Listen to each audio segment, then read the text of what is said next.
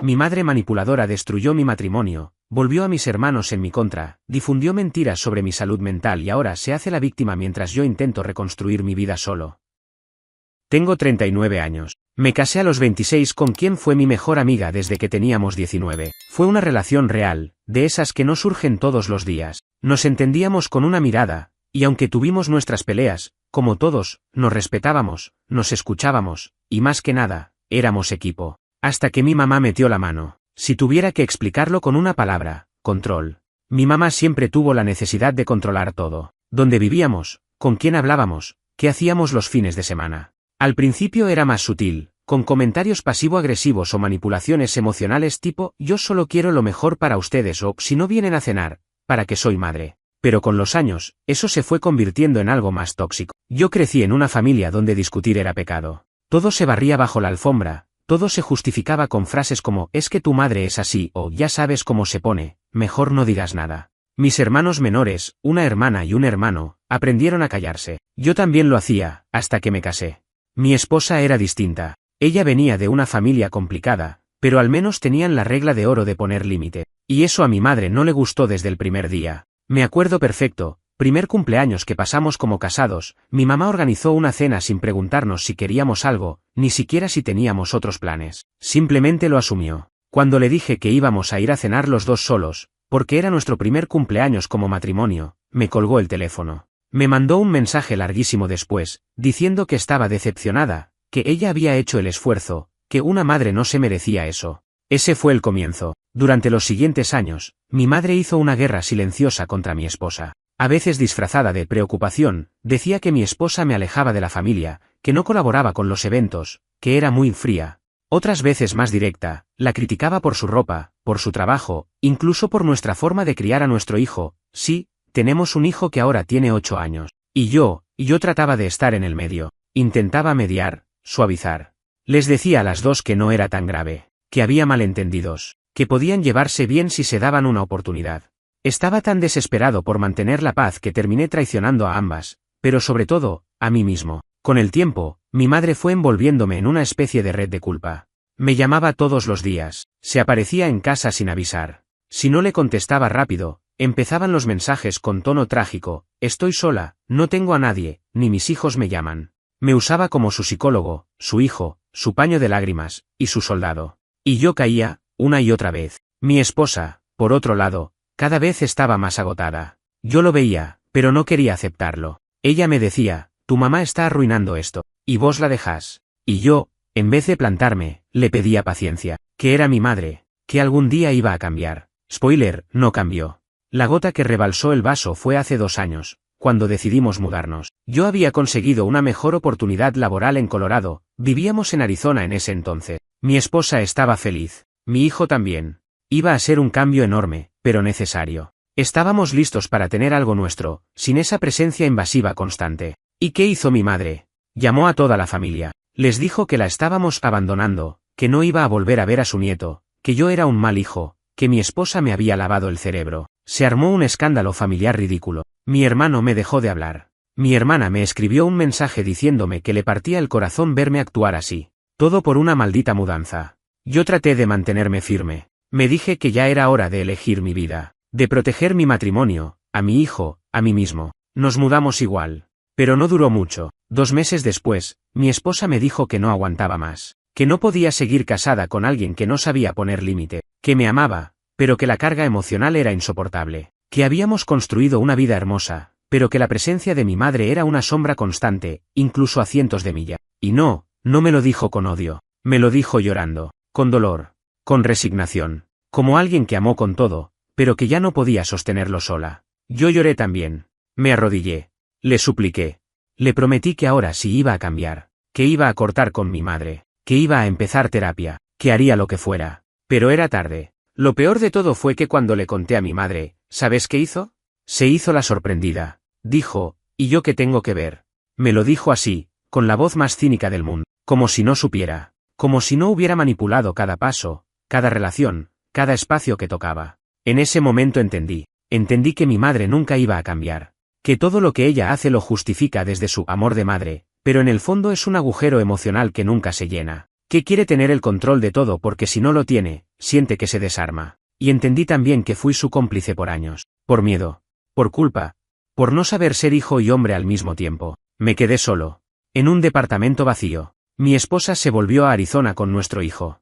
Y yo empecé terapia. Pero no porque quería reconquistarla, sino porque necesitaba entender cómo carajo llegué a esto. Cuando digo que todo se derrumbó después de la mudanza, no estoy exagerando. La separación fue solo la primera ficha en una fila larga de dominós que mi madre, consciente o no, había estado alineando durante años. Y aunque por fuera parecía que todo pasó de golpe, la verdad es que el desgaste había empezado mucho antes, solo que yo no lo quise ver. Después de que mi esposa se fue con nuestro hijo, me quedé en Colorado. En ese momento, sinceramente, me aferraba a la esperanza de que era algo temporal, que necesitaba espacio, que eventualmente se daría cuenta de que yo estaba cambiando, y que volvería. Pero no volvió. Y lo que más me dolió no fue que se fuera, fue darme cuenta de lo fácil que fue para ella respirar cuando ya no estaba yo con mi madre encima. Y no la culpo. Durante las primeras semanas, estaba como un zombi. Trabajaba, comía lo justo, dormía poco. No tenía ganas de hablar con nadie. Cuando me llamaban amigos, les decía que todo bien. Mentía. Vivía en automático. Hasta que un día, abrí el cajón de la cocina y encontré una nota escrita por mi esposa. Decía algo simple, casi tonto: no olvides comprar jugo para el nene. Te amo. Me quebré ahí mismo. Me caí al suelo con esa nota apretada en la mano como si fuera la última evidencia de que alguna vez alguien me amó de verdad. Y lo peor es que, mientras yo me desmoronaba, mi madre me escribía mensajes como si nada. Te extraño. Cuando vas a venir a visitar, tu hermana está preocupada por vos. Mi hermana, que también me había dado la espalda sin siquiera preguntarme mi versión, que decidió creer lo que mi madre les vendió, que mi esposa era una bruja manipuladora y que yo era un tonto sin carácter. El clásico guión. Y lo peor es que mi familia lo compró sin dudar. Lo que nadie parecía ver era que esa narrativa no era nueva. Mi madre ya había hecho algo parecido con otras personas antes, con sus hermanas, con mi padre, que se fue cuando yo tenía 12, incluso con amigas que de repente se convirtieron en enemigas. El patrón siempre fue el mismo: cuando alguien dejaba de orbitarlas, se volvían enemigos. Y la estrategia era clara: victimizarse, exagerar, dividir, poner a todos en su contra y quedar como la incomprendida. Y ahí estaba yo, ahora, en esa lista. El hijo malagradecido. El que la abandonó por una mujer que lo manipuló. Mi terapia empezó con una psicóloga que me recomendó un compañero de trabajo. Primera sesión, conté todo como una metralleta. Hablé 1 hora sin parar. Mi infancia, mi mamá, mi esposa, la mudanza, la separación, todo. Cuando terminé, me acuerdo que la psicóloga me miró con una cara entre pena y serenidad, y me dijo: vos viviste atrapado en un sistema de control emocional. Y recién ahora te estás dando cuenta. Y sí, fue eso. Mi infancia no fue necesariamente violenta, pero sí fue silenciosamente opresiva. Nunca me sentí con permiso para cuestionar. Nunca aprendí a poner límites. Lo que aprendí fue a complacer, a sostener, a no hacer olas. Y eso me sirvió para sobrevivir en casa. Pero afuera, me volvió débil. Eso mismo fue lo que me hizo fallar como pareja. Porque cuando hubo que elegir entre proteger a mi nueva familia o mantener feliz a mi madre, no supe elegir. Y no porque no quisiera, sino porque ni siquiera entendía que había una elección que hacer. A veces, en sesiones de terapia, jugamos con una frase que me dolió mucho la primera vez que la escuché: tu madre no te crió para que fueras feliz, te crió para que la cuidaras. Y la primera vez que lo escuché, quise negarlo. Pero después empecé a ver los patrones. Cuando me iba bien en el trabajo, se quejaba de que yo ya no tenía tiempo para llamarla. Cuando tuve a mi hijo, me decía que al fin ella tenía un nieto que la hiciera sentir amada, pero después se ofendía si no la dejábamos decidir sobre su educación. Cuando salíamos de vacaciones con mi esposa, me hacía sentir culpable por no llevarla a ella también. Todo, absolutamente todo, tenía que girar en torno a su vacío emocional. Y si yo no llenaba ese vacío, alguien tenía que pagar las consecuencias. A todo esto, mis hermanos siguieron alineados con ella. Me bloquearon de los grupos familiares. No me invitaron al cumpleaños de mi sobrino. Mi hermana subió una foto en Instagram con mi mamá y puso de caption: las únicas mujeres que siempre estuvieron ahí. No voy a mentir, me dolió como si me hubieran clavado una daga. Pero también me abrió los ojos. Por primera vez entendí que no era yo el que estaba rompiendo la familia. Yo estaba intentando salir de un ciclo. Ellos, seguían repitiéndolo. Quizás porque les resulta más fácil, o porque no conocen otra forma de vínculo. Pero ya no era mi tarea salvar a nadie. En uno de los días más duros, cuando apenas si comía y bajé casi 10 kilos en un mes, recibí un mensaje inesperado. Era de una prima. Me decía: leí entre líneas todo lo que pasó.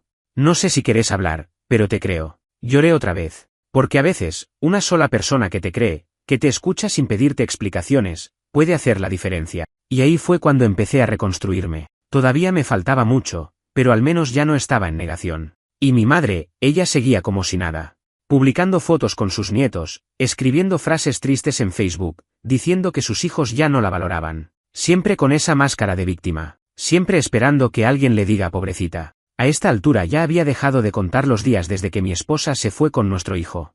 No porque ya no doliera, sino porque me di cuenta de que seguir mirando el calendario solo me estaba matando de a poco. El dolor era como un ruido blanco constante, no gritaba, pero nunca se apagaba. Y encima, con todo el quilombo familiar que había alrededor, me costaba encontrar espacios donde pudiera simplemente estar sin sentir que estaba fallando, decepcionando o defendiéndome de algo. Y claro, ahí estaba mi mamá, siempre presente en segundo plano, como una alarma de incendio que no suena fuerte, pero tampoco se apaga nunca. La forma en que ella siguió manipulando todo después de la separación fue tan sutil y al mismo tiempo tan jodidamente predecible, que no sé cómo no la vi venir. Una semana después de que mi ex se fuera con el nene a Arizona, mi mamá empezó a hablar con mi hermana. Le pidió ayuda para ver cómo podía reconectar conmigo sin presionarme. Lo sé porque mi hermana, que en ese entonces todavía no me había bloqueado por completo, me mandó una captura del mensaje. Mi madre decía cosas como: me preocupa que esté solo allá, siento que algo anda mal, y me da miedo que termine tomando una mala decisión. Ahí estaba, el disfraz de la preocupación. Siempre fue su jugada maestra. En vez de decir, quiero volver a tener el control, decía estoy preocupada. Porque la preocupación es más socialmente aceptada que el control. A los pocos días, me mandó un mensaje de texto. Uno de esos que claramente fue escrito varias veces antes de mandarlo. Hola, hijo. No quiero molestarte, pero estoy muy triste por cómo están las cosas. Solo quiero saber si estás bien. Te amo, mamá. Mira, cualquier otro hubiera dicho, bueno, al menos intenta acercarse. Pero yo ya la conocía. Sabía que no era por mí, sino por ella. No le preocupaba si yo estaba bien. Le preocupaba no estar en el centro de mi vida. No le respondí. No porque sea cruel, sino porque en terapia estaba aprendiendo a identificar lo que me hacía daño. Y en ese momento, abrirle la puerta a mi madre de nuevo era como invitar a alguien que te apuñaló a pasar la noche en tu casa. ¿Y sabes qué pasó cuando no le respondí? Empezó la fase 2. Pasó de víctima preocupada a mártir dolida. Me llegó un audio de mi hermana. Me decía que mi mamá estaba llorando todos los días, que no entendía por qué yo era tan duro, que ella solo quería recuperar a su hijo. Y ahí exploté.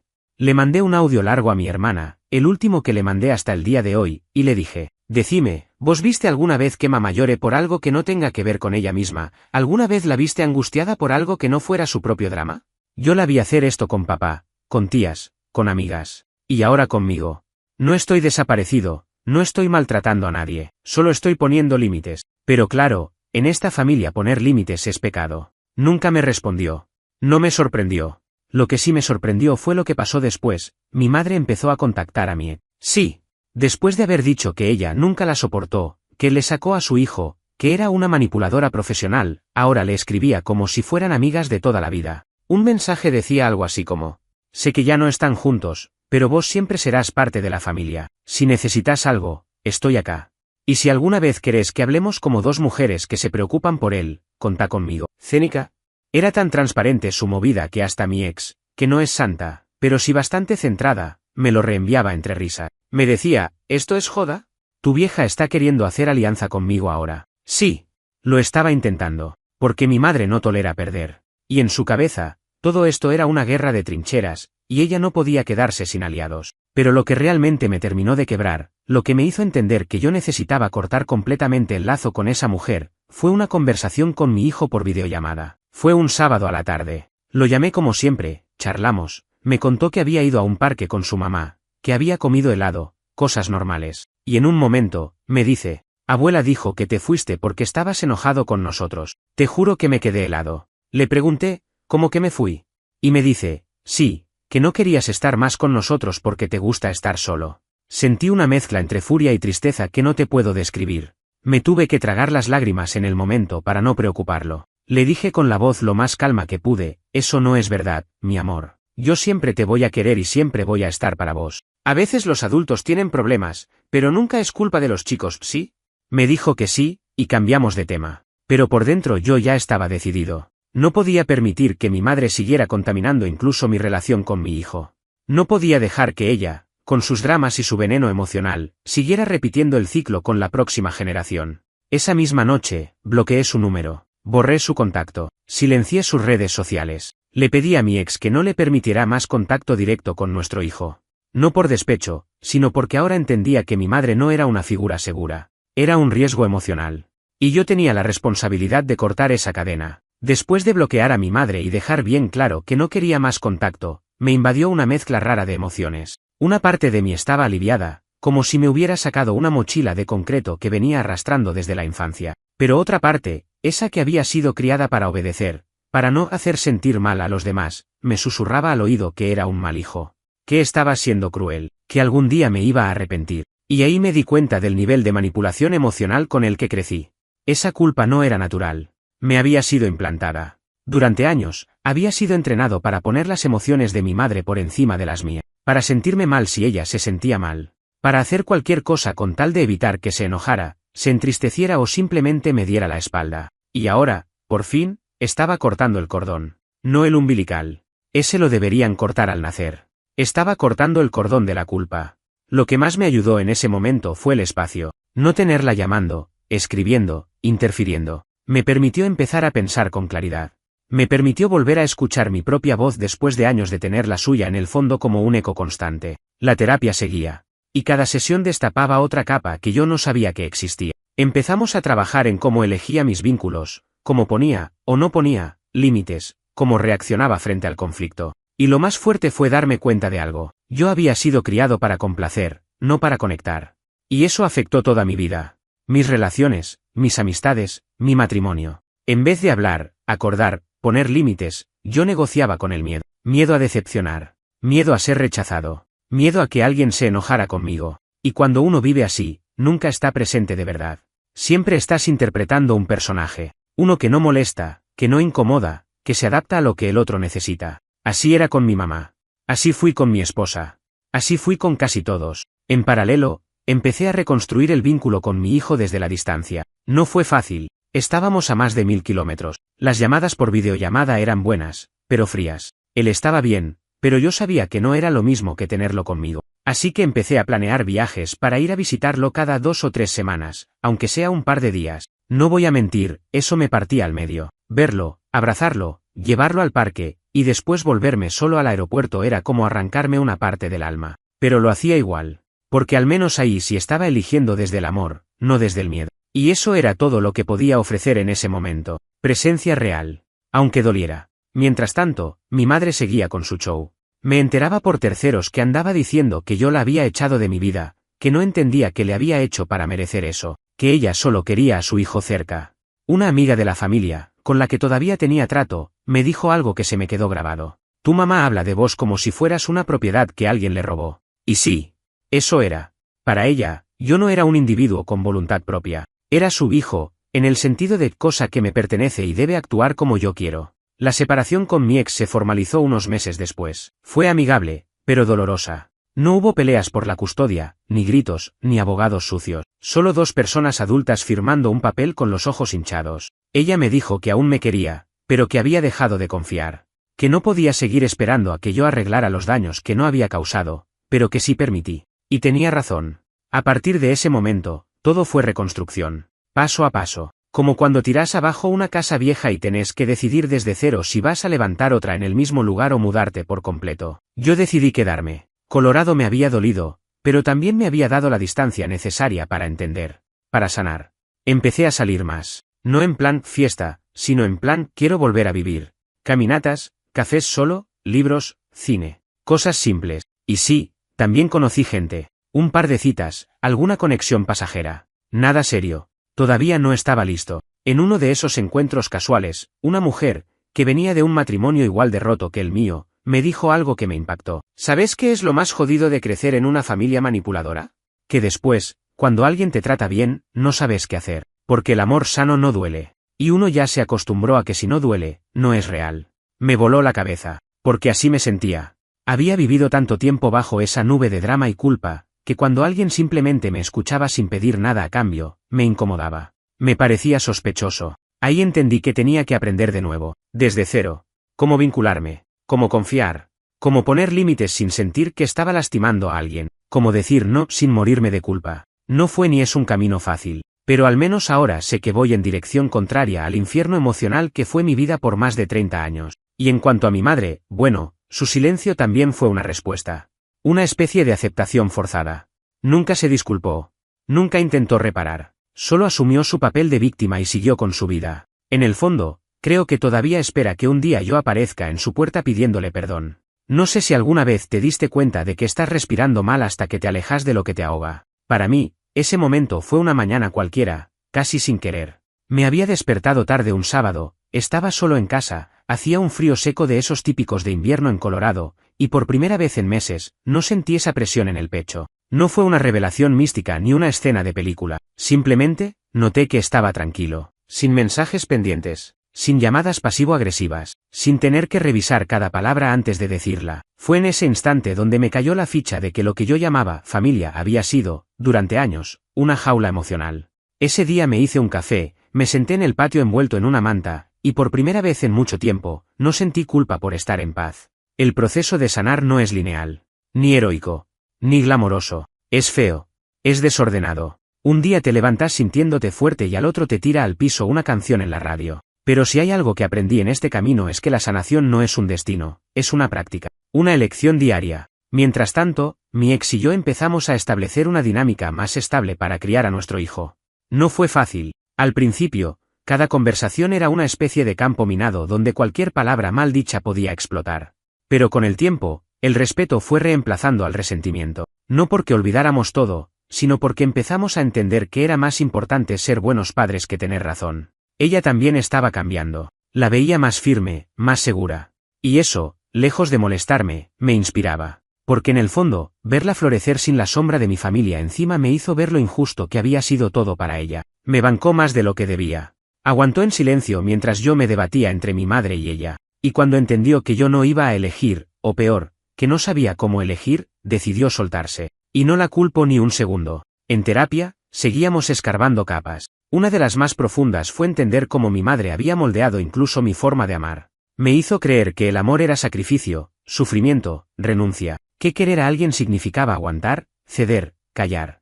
Pero eso no es amor. Eso es sometimiento emocional disfrazado. Me di cuenta de que había romantizado la idea de luchar por los que amo, cuando en realidad muchas veces era solo permitir que me pasaran por encima. Cuando empecé a poner límites, muchos desaparecieron. Y eso duele. Porque uno espera que al mostrar su versión más auténtica, los demás lo celebren. Pero no a veces mostrarte real significa que algunos te dejen de querer. Porque lo que amaban no era vos, era la versión domesticada que habías armado para gustarles. Y eso fue exactamente lo que pasó con mi hermana. Un día me escribió. Después de meses de silencio, me mandó un párrafo corto. Decía: no entiendo por qué estás tan distante. Mamá está destrozada. Todos la ven mal. Pero vos seguís como si nada. No te reconozco.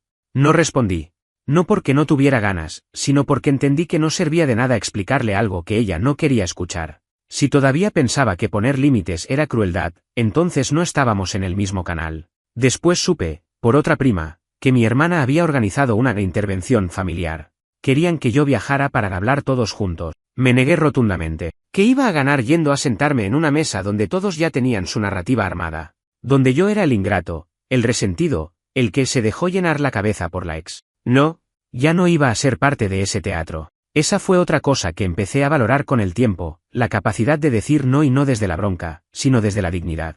Porque decir no también es una forma de cuidarse. Durante ese tiempo también volví a escribir, algo que había abandonado por años. Empecé un blog anónimo, donde hablaba de vínculos familiares, trauma generacional, límites, culpa. Nunca lo promocioné. Era más para mí que para otros, pero igual, algunas entradas se viralizaron. Me escribieron personas contando historias similares, agradeciéndome por poner en palabras lo que ellas no sabían cómo decir. Y eso me hizo sentir útil. No importante, no influyente. Útil. Como si todo el dolor vivido no hubiera sido en vano si al menos servía para que otros se sintieran menos solos. A nivel emocional, seguía habiendo días malos. No te voy a mentir. Días donde extrañaba a mi hijo con una fuerza brutal. Días donde soñaba con mi madre y me levantaba angustiado. Días donde me costaba incluso salir de la cama. Pero ya no me odiaba por tener esos días, ya no me juzgaba por no estar bien. Había dejado de exigirme sanarme rápido, y eso fue un alivio enorme. En paralelo, retomé el deporte. Empecé a correr. Primero 2 o 3 kilómetros, después 5, luego 10. Me anoté en una media maratón y la terminé con un tiempo mediocre, pero con una sonrisa que no me cabía en la cara. Porque esa meta, aunque simbólica, representaba algo más, estaba avanzando. Mientras corría, pensaba en todo lo que había dejado atrás. No solo mi matrimonio, no solo a mi madre, había dejado atrás una identidad. Una forma de ser que no me pertenecía. Una personalidad moldeada por el miedo a decepcionar. Hay una parte silenciosa en todo este proceso de reconstrucción que nadie te advierte. No tiene que ver con tu ex, ni con tu familia, ni siquiera con tu madre. Tiene que ver con vos, con la parte de vos que permitiste todo. Con el tipo que te mira en el espejo y te pregunta en voz baja, ¿y por qué carajo dejaste que pasara tanto tiempo? Es una voz jodida. No grita, pero cala hondo. Y en mi caso, apareció una madrugada cualquiera, solo, sin poder dormir. Me levanté, caminé hasta la cocina, me serví un vaso de agua y me quedé ahí, con las luces apagadas, en completo silencio. Y de golpe, ese pensamiento, ¿y si yo también fui parte del problema? ¿Y si no fue solo ella? ¿Y si yo ayudé a destruir lo que más amaba? La terapia te obliga a mirar de frente todo eso, a dejar de buscar villanos externos y empezar a ver los lugares donde vos mismo te saboteaste. Porque sí, mi madre fue una manipuladora. Sí, mi familia se alineó con ella. Sí, mi ex se cansó. Pero yo me callé muchas veces cuando debía hablar. Me adapté cuando debía poner límites. Postergué decisiones por miedo a incomodar. Me convertí en un espectador pasivo de mi propia vida. Y esa verdad duele. Mucho.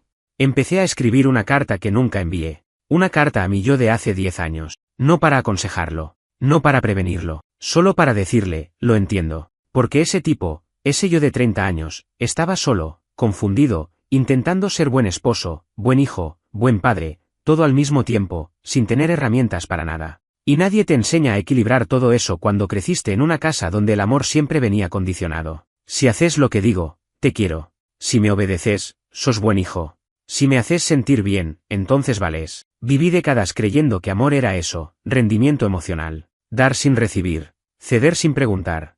Y cuando llegó alguien que me quiso bien, mi ex, no supe sostenerlo. No porque no la amara, sino porque no entendía cómo se hacía. Ella me pedía presencia, y yo respondía con excusas. Me pedía que pusiera límites, y yo inventaba argumentos para justificar a mi madre. Me pedía un hogar sin ruido, y yo traía tormentas familiares a la mesa. Y sí, claro que me dolió que se fuera.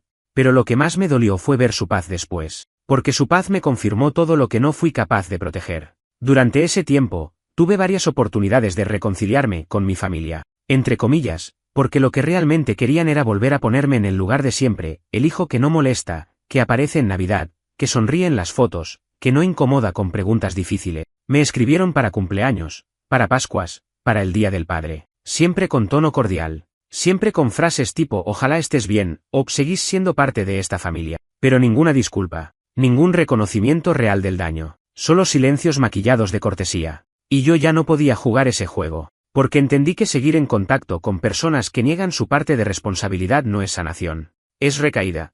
Una tarde, después de una caminata larga, me senté a mirar fotos viejas. Aparecieron imágenes de cumpleaños familiares, vacaciones, cenas en casa de mi madre. Ahí estábamos todos, sonriendo. Mi ex, yo, nuestro hijo de bebé, mi hermana, mi hermano, todos. Y algo me llamó la atención. En casi todas las fotos, yo estaba más flaco, más cansado. No por el físico, por la mirada. Me vi y pensé, no sé quién es ese tipo, pero definitivamente no era feliz. Había una foto en particular que me destruyó. Estábamos en Navidad, mi ex sentada en el sillón, con nuestro hijo dormido en brazos, yo parado detrás, y mi madre al lado mío, con la mano en mi hombro. Una pose casi simbólica, yo atrapado entre ellas, mirando a la cámara con una sonrisa forzada. Esa imagen fue un resumen gráfico de lo que había sido mi vida por años. La familia me decía que extrañaban al viejo yo, que ya no era el mismo, que estaba cambiado, que se me notaba distinto. Y claro que sí. Porque el viejo yo era un tipo quebrado que sonreía para que nadie preguntara nada. El viejo yo se tragaba palabras, emociones, broncas, para que todos estuvieran contentos menos él. Ese tipo ya no existe. A veces lo extraño, porque era más fácil ser querido cuando uno se borra a sí mismo. Pero también entiendo que ya no puedo volver ahí, porque ahora sé lo que cuesta salir. Hoy, mi relación con mi hijo es lo más importante que tengo. Él no sabe toda la historia, no quiero cargarlo con eso. Pero sí le estoy enseñando algo diferente, que está bien decir lo que siente, que está bien poner límite, que no tiene que hacer feliz a nadie más que a él mismo. Cuando viene a visitarme a Colorado, porque ahora viene seguido, se queda una semana, a veces más, nos reímos mucho, jugamos, cocinamos, vemos película, pero más que nada, hablamos de cosas simples, pero con honestidad. Y en esos momentos, me doy cuenta de que algo sí hice bien. Porque si él crece sabiendo que no tiene que vivir cargando la culpa de los demás, entonces ya gané. Lo que pasó con mi madre me dejó cicatrices, sí.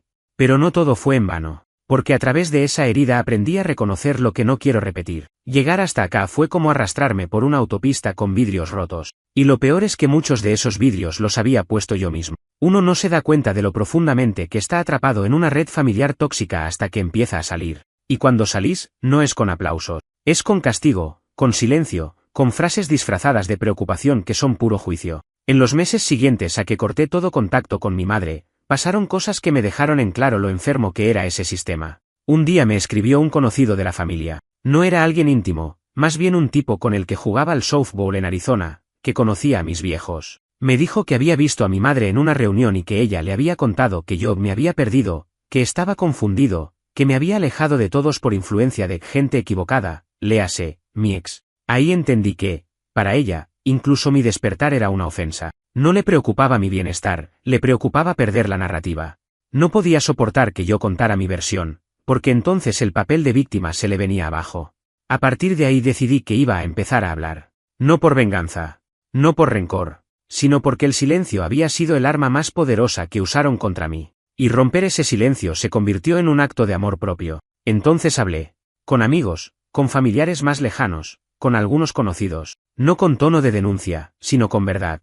Contando lo que pasó, lo que viví, lo que sentí. Y fue impresionante la cantidad de gente que se me acercó con historias similares, de madres narcisistas, de padres ausentes, de familias donde todo se barre bajo la alfombra. Uno me dijo, tu historia me dio permiso para contar la mía. Y eso me quedó grabado. Empecé a tener un grupo reducido de personas con las que sí quería vincularme, gente que no me juzgaba si decía que extrañaba a mi hijo o que no podía dormir, gente que me escuchaba sin tratar de arreglarme. Y ese tipo de vínculos, aunque pocos, valen más que una docena de parientes que solo te aceptan si sos funcional a su narrativa. Durante ese tiempo, me animé a algo que había postergado por años, viajar solo. Me tomé una semana para ir a la costa de California. Me alojé en una cabaña barata cerca de Santa Cruz. Llevé libros, música y un cuaderno. No había señal en la zona, así que estuve completamente desconectado. Esa semana fue como una cirugía sin anestesia. Al principio me sentí incómodo, vacío, como si no supiera qué hacer con tanto silencio. Pero después empecé a escribir como loco.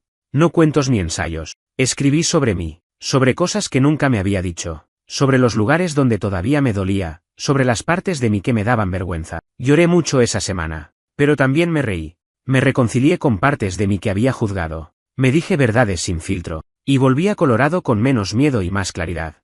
Mi ex notó el cambio. Me lo dijo por mensaje, estás más tranquilo, más presente. Lo noto hasta en tu forma de hablar. Fue uno de los elogios más honestos que recibí en mucho tiempo. No nos reconciliamos como pareja, y ya ni lo esperaba. Pero sí logramos algo mucho más sano, respeto real. Cero juegos, cero culpas cruzadas, cero manipulación. Si había algo que decir, se decía. Si algo molestaba, se hablaba. Y eso, aunque no nos volvió a juntar, al menos nos hizo mejores padres. Lo que sí me sigue doliendo, y creo que me va a doler por mucho tiempo, es el tema con mi hermana. Éramos cercanos de chicos. Nos protegíamos mutuamente cuando las cosas se ponían feas en casa. Y ahora, ni una palabra. Me bloqueó de todo. No quiso hablar.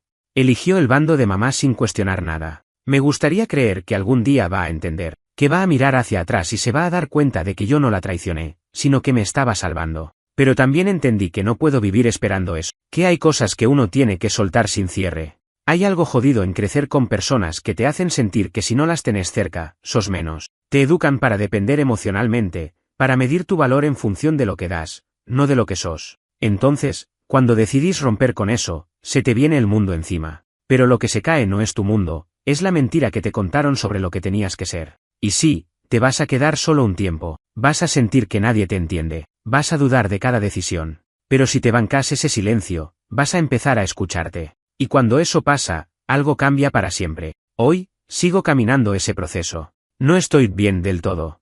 Hay días en los que me gustaría tener familia, en los que me encantaría compartir una cena sin tensión, sin fantasmas, sin recuerdos incómodos. Pero después me acuerdo que prefiero estar solo con paz que acompañado con angustia. Estoy empezando a pensar en moverme de Colorado. No porque me pese, sino porque ya cumplió su ciclo. Pienso en Oregón o incluso volver un tiempo a Arizona, pero solo si se dan las condiciones. Mi hijo empieza a crecer y me gustaría estar más cerca. Me ofrecieron un nuevo trabajo remoto, lo que me da más libertad. Y por primera vez en años, estoy tomando decisiones solo en base a lo que me hace bien, no en función de complacer a nadie, ni de evitar conflictos, ni de mantener apariencia, solo pensando en mí y en mi hijo. Cierro los ojos y vuelvo a esa imagen, yo, en la cocina de la casa donde crecí, con 10 años, viendo a mi madre llorar en silencio porque mi papá se había ido otra vez. En ese momento sentí que tenía que hacer algo, que era mi responsabilidad cuidarla, sostenerla, hacerla feliz. Ahí empezó todo. Esa fue la semilla. Me criaron para ser un pilar emocional, no una persona. Y cuando uno crece siendo el bastón de alguien más, se acostumbra a quebrarse con tal de que el otro siga en pie. Hoy tengo 39 años. Me tomó casi 3 décadas entender que ese rol no me correspondía, que no era mi deber sostener a nadie que se caía a propósito, que se negaba a mirar sus propios vacíos. Y sí, cuando rompes con eso, se viene abajo todo lo que creías que era amor, porque lo que parecía afecto era dependencia, lo que parecía familia era control. Lo que parecía sacrificio era manipulación. En los últimos meses he sentido una calma distinta, no una felicidad eufórica, sino una serenidad sólida, como si, por fin, estuviera construyendo algo sobre suelo firme, sin trampas, sin fantasmas, sin la necesidad constante de validación. Mi hijo viene más seguido. La relación con mi ex se mantiene estable, sin sobresaltos. Hablamos como dos personas adultas que se cuidaron lo mejor que pudieron, que se equivocaron mucho, pero que aún comparten algo esencial, el deseo de que nuestro hijo crezca libre, libre de la historia que nos marcó a nosotros, libre del peso de tener que sostener a otros antes de entender quién es él. Y eso es lo que más me importa ahora, enseñarle lo que yo no aprendí de chico, que puede decir que no sin culpa, que su valor no depende de cuánto complazca a los demás, que no tiene que quedarse donde no lo escuchan, ni justificar lo injustificable. Hace poco me preguntó si estaba feliz. Fue de la nada, estábamos en el auto, camino a ver una película. Me agarró desprevenido. Le respondí con honestidad. No siempre. Pero estoy tranquilo. Y eso es un montón. Él sonrió, como si no necesitara más explicación. Porque los chicos no quieren padres perfectos. Quieren padres presentes, reales. Sobre mi madre, no hay mucho más que decir. No volvió a contactarme desde hace meses. Tampoco yo a ella. Al principio me costaba pensar que todo terminaría así, con silencio. Pero después entendí que el silencio también es una respuesta. La gente me pregunta si me gustaría reconciliarme algún día. Les digo que no sé. No porque no tenga claro lo que quiero, sino porque la reconciliación no puede nacer solo del perdón. Tiene que venir del reconocimiento. Y mi madre nunca reconoció nada. Nunca pidió perdón. Nunca se preguntó si, tal vez, su forma de amar hizo daño. Así que no tengo expectativas. Y por primera vez, eso no me genera ansiedad. Mi hermana sigue sin hablarme. Mi hermano, tampoco. En algún momento les mandé un último mensaje, más por mí que por ellos, diciendo que si algún día quieren reconstruir algo, desde la verdad, sin negaciones ni juegos, voy a estar. No me respondieron. No insisto. Volví a escribir en el blog. A veces subo fragmentos de lo que escribo en papel. Textos sueltos, pensamientos, cosas que antes ni me animaba a decir en voz alta. Un par se viralizaron. Algunos lectores me escribieron diciendo que se sintieron identificados, que ahora están poniendo límites por primera vez. Uno me dijo, leí tu historia y me animé a decirle a mi madre que no me hable más como si tuviera 12 años. Eso me basta. Si contar mi historia sirve para que alguien más se levante del pozo, entonces todo este quilombo no fue en vano. Hoy miro para atrás y no siento odio, tampoco nostalgia. Siento compasión por ese pibe que no sabía cómo decir basta. Que se creía valiente por aguantar todo, cuando la verdadera valentía era irse. Me llevó años entender que no soy cruel por poner límite, que no soy egoísta por pensar en mí. Que no soy un mal hijo por dejar de ser el bastón emocional de una madre que nunca quiso sanar.